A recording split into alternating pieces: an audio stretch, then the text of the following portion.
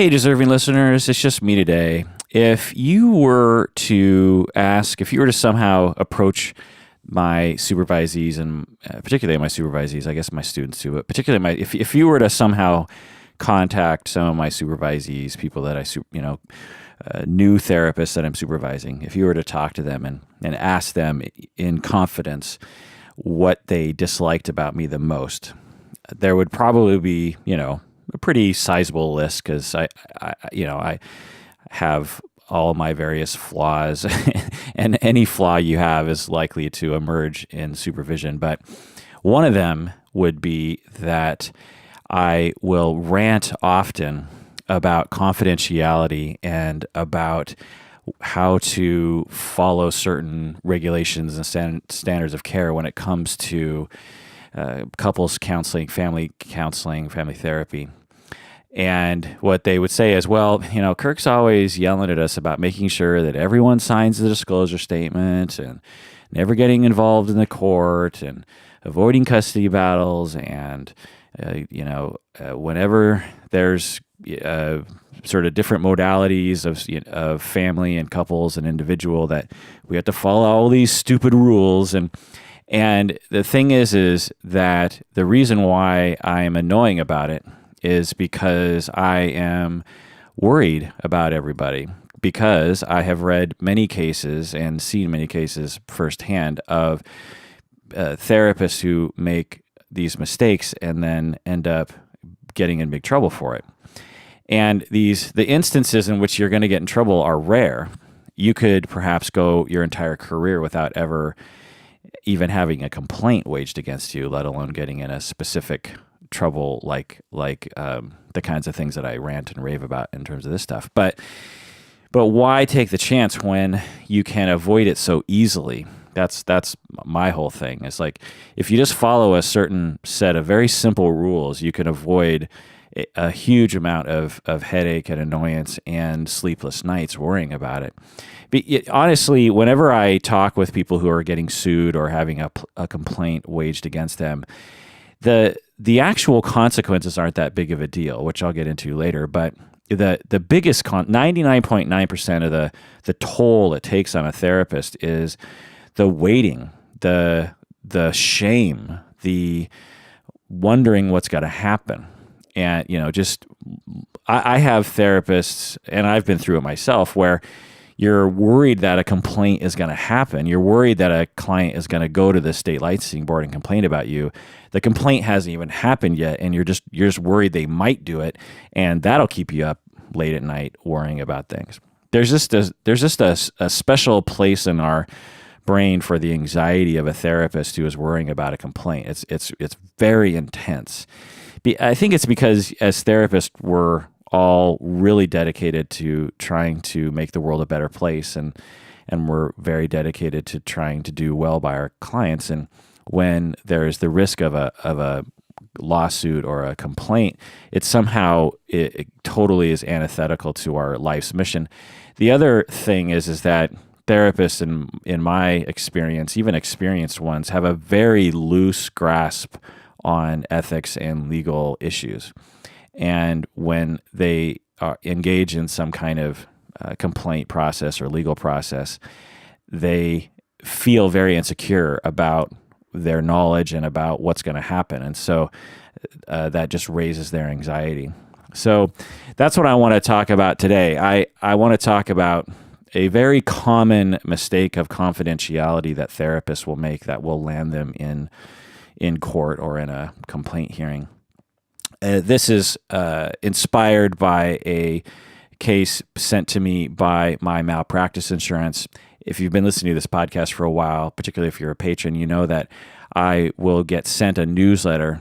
Maybe it's every month, every couple months, by my malpractice insurance, CNA, HPSO, who will send these cases and say, look about, hey, therapists, read this case in which a therapist was successfully sued and learn from the mistakes, please, because if you don't violate these things, then there will be less cases that we have to pay for, and then we can make more profits, essentially.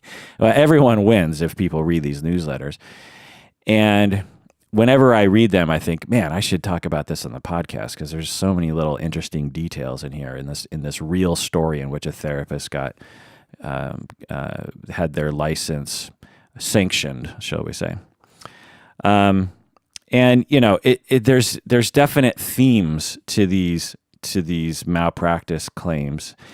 They often involve a failure to have the right paperwork, a failure regarding not defining the client very well. And that's the one thing that my supervisees will say that I rant and rave about is, a supervisee will present a case to me and they'll say, so my client is a 14-year-old and I've been meeting with the parents as well. And I'll say, so the 14-year-old child is the client, and they'll say yes. And I'll say, and you've been meeting with the parents, is that right? Yes. And I'll say, and have you been providing any advice to the parents or any treatment to the parents regarding their parenting? And they'll say, yeah. Then I'll say, well, why are you calling just the 14-year-old a client? The parents are clients as well.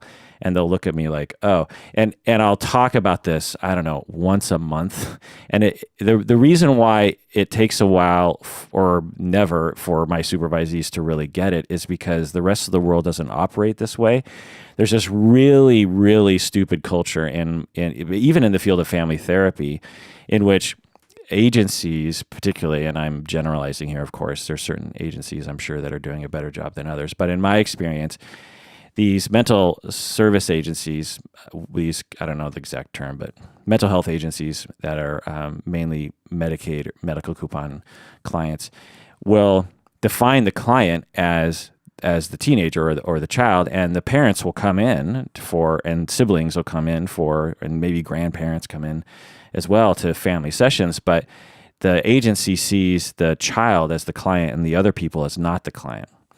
But if you're treating the parents or the grandparents or the siblings, then those people are also clients. And as systems thinkers, we're trained to consider we're trained not to look at the identified patient as the problem. Usually in families, the person who is identified by the family as the client is usually actually just the symptom bearer, as we call it, of the family system problem. So as systems thinkers, we're trained to look at the system as having a problem, and the system just identifies a scapegoat that they bring into the agency. And as family therapists, we're supposed to say, okay, well, let's look at the whole system here, and let's not blame one person for the family system problem. That perspective is not always helpful, but it often is, believe me. And for whatever reason, agencies don't go along with this, mostly because the Medicaid insurance system is based on an individual-based model and doesn't recognize system thinking, which is a shame. But the point is that there's all these problems in our culture regarding defining who the client is. And if that was all that was happening in our field, then I guess it wouldn't be that big of a deal. But the problem is when you actually go to court, they will look at things differently. When you go to a state licensing board, they will actually start asking questions that are in line with what I'm saying, which is you have to define the client properly, and you have to have the proper paperwork, and you have to consider a lot of risks involved in that. And so I'm going to go into all that as well. Also, a common theme to all these different malpractice cases that I talk about have to do with custody battles or submitting things to court or not consulting well or not having the right progress notes and stuff. So I'm going to go into that as well.